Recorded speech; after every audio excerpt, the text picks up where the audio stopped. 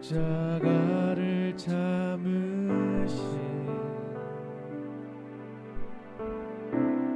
어린 양 예수, 내 죄 씻어주시고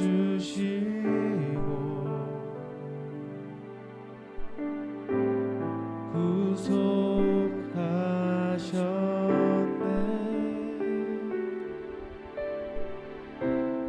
어둠을 물리치신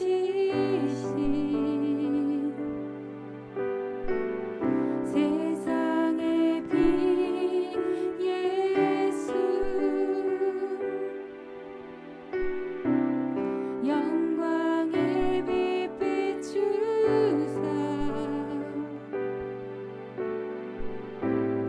자유케 하시네.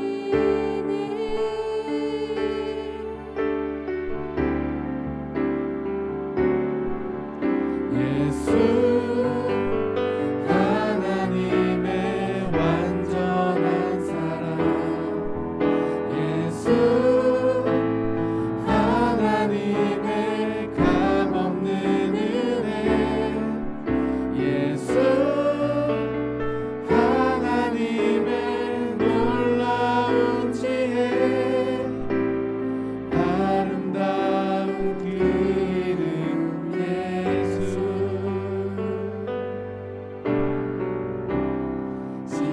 십자가를 참으신 어린 양 예수, 내 죄 씻어주시고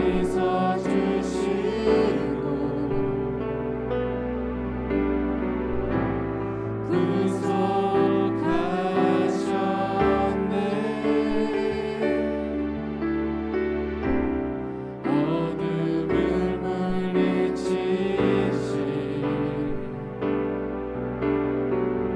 세상의 빛 예수, 영광의 빛 비추사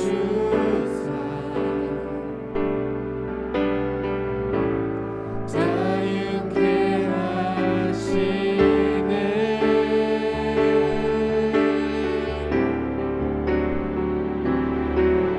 예수 하나님의 완전한 사랑, 예수 하나님의 값없는 은혜, 예수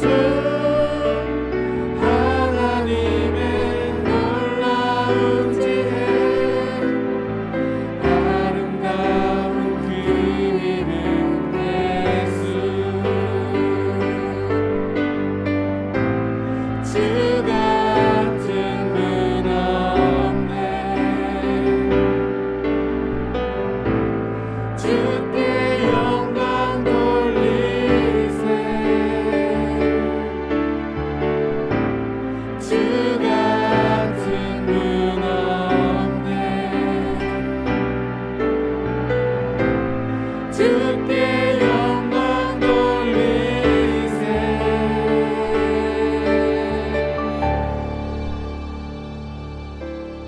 예수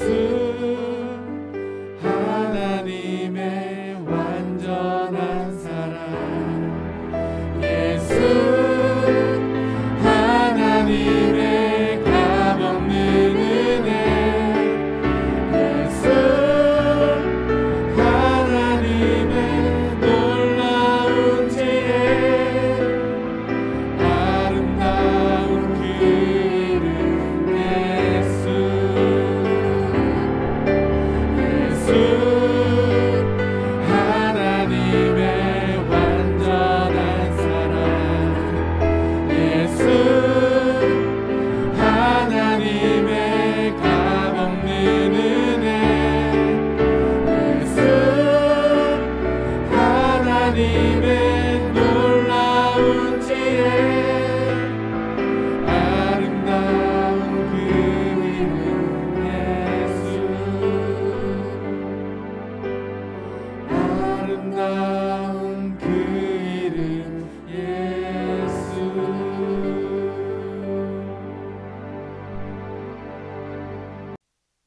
좋은 아침입니다.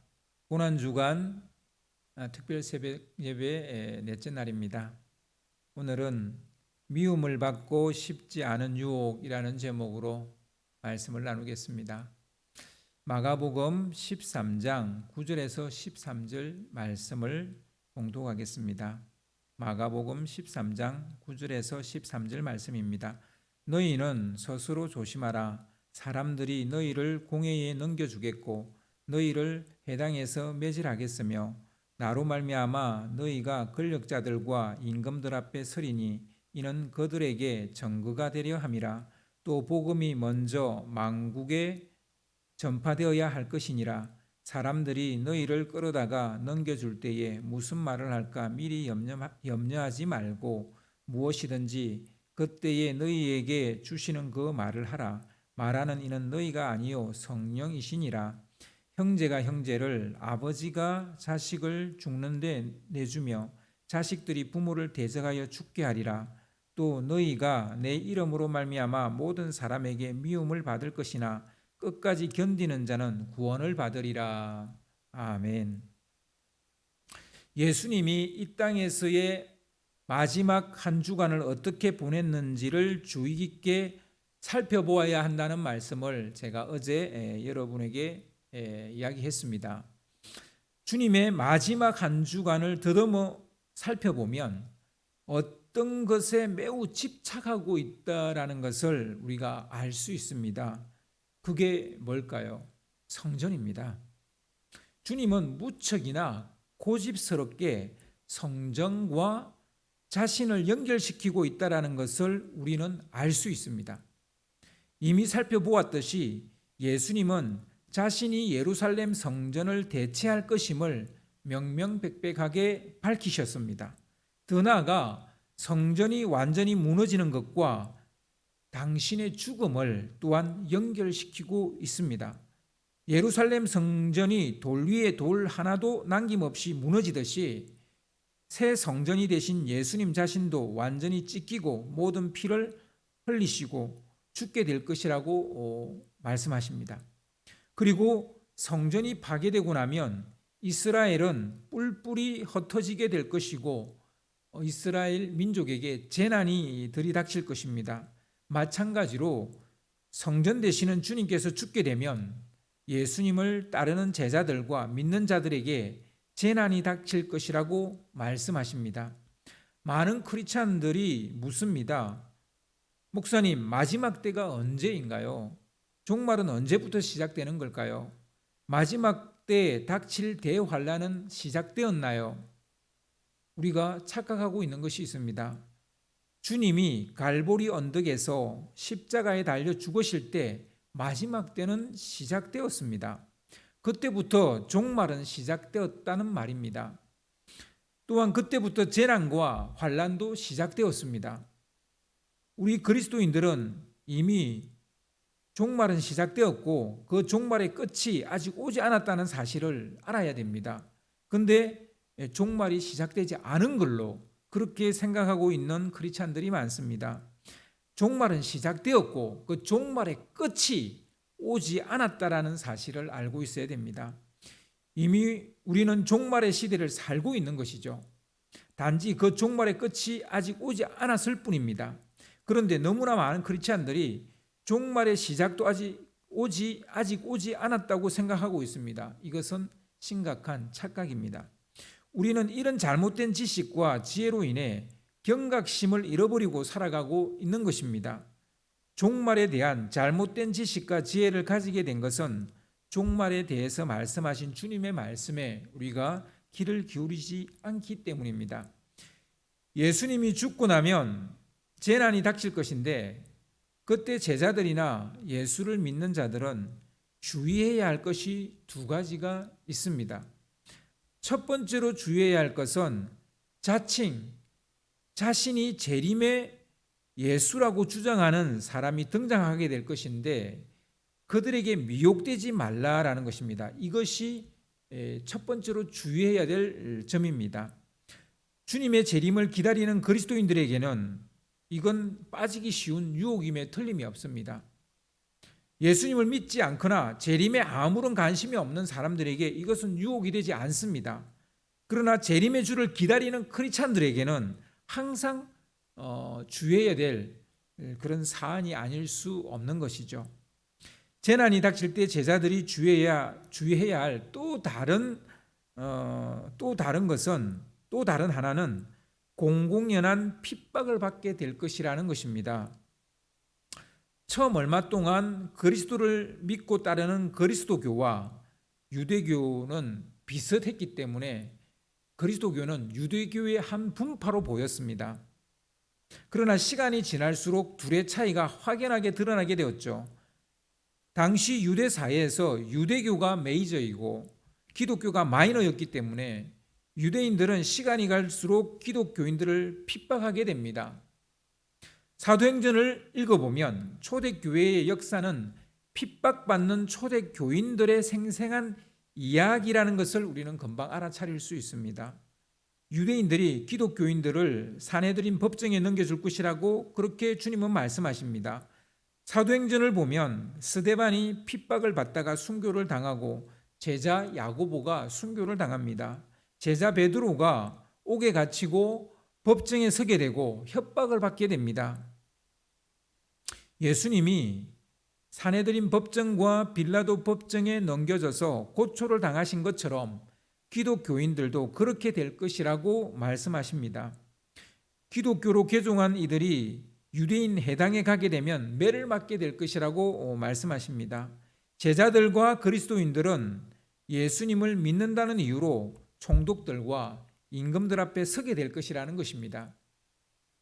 그러나 그때 그들 앞에서 예수가 그리스도라는 사실을 정언하게 될 것이라고 말씀하십니다. 역설적이게도 복음은 그렇게 전파될 것이라는 겁니다. 핍박을 받고 박해를 받으면서 복음이 전파될 것이라는 거예요. 핍박과 순교의 피를 통해 모든 민족에게 복음이 전파될 것이라고 말씀하십니다. 우리는 이걸 인정하고 싶지 않지만 주님은 미리 이것을 이렇게 말씀하셨어요. 이렇게 될 것이라고.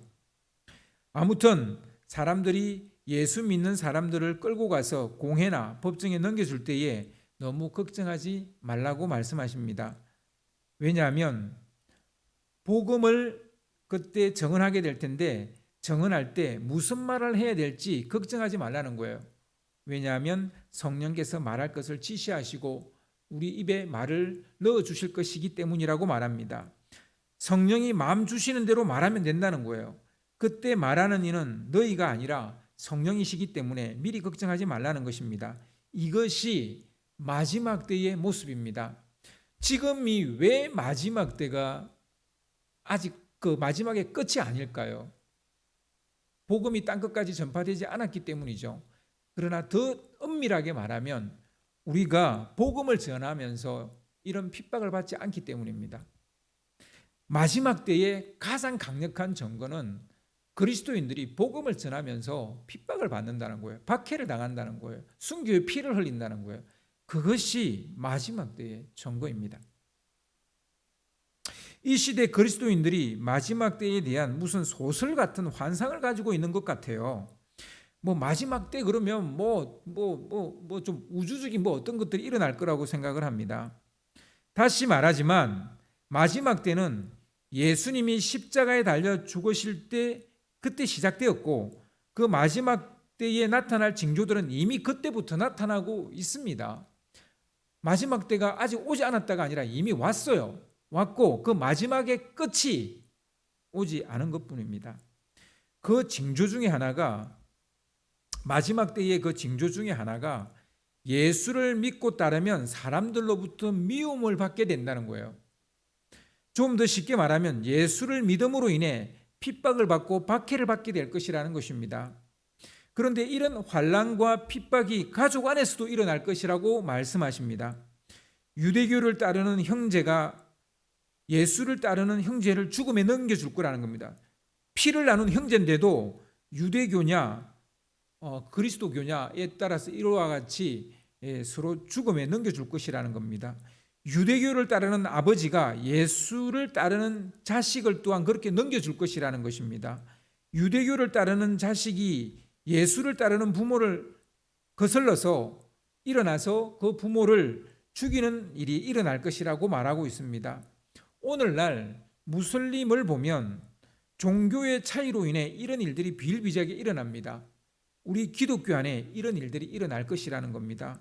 복음이 전파되어지는 선교지에는 왕왕 이런 일들이 일어나고 있지요.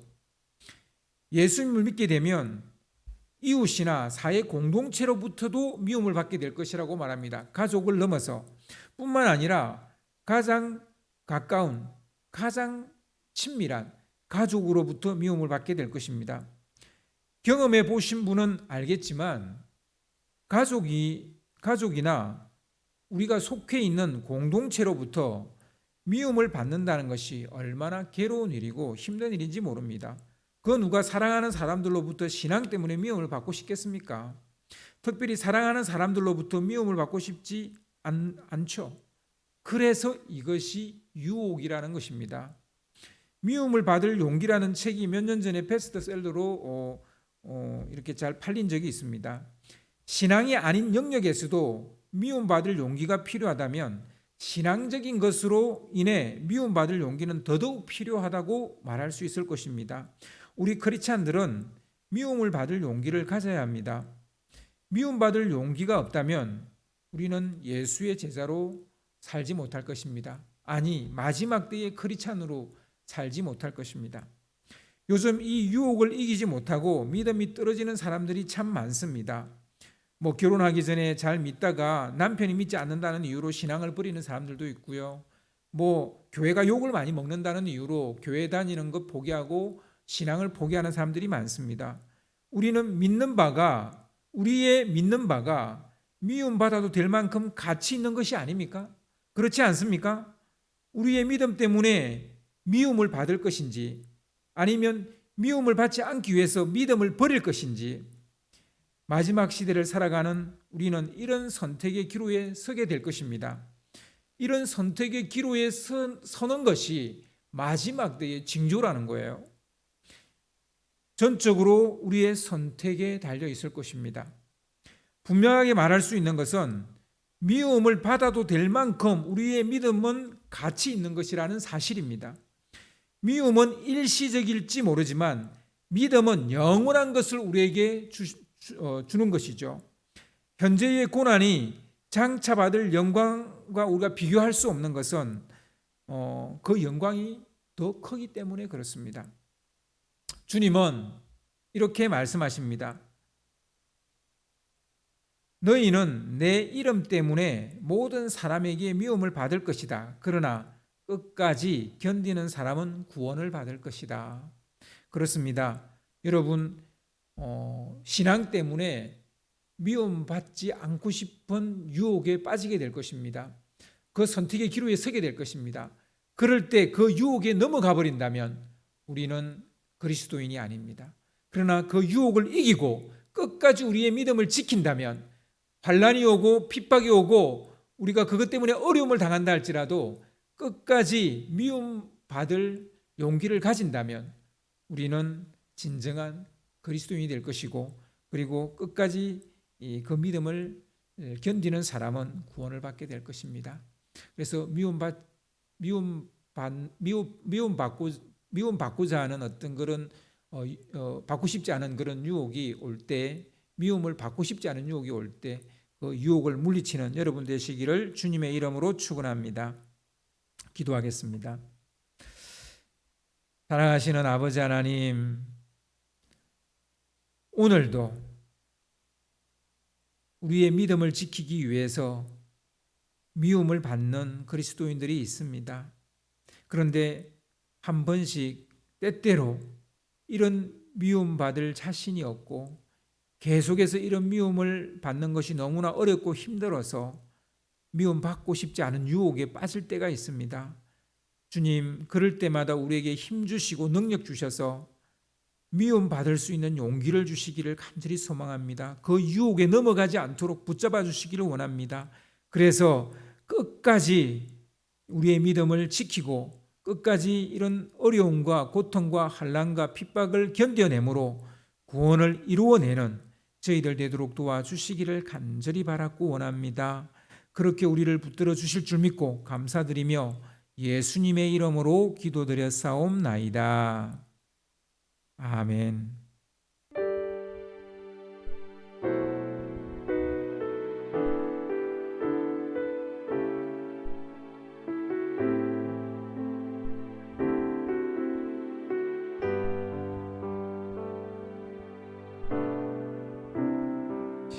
십자가를 참으신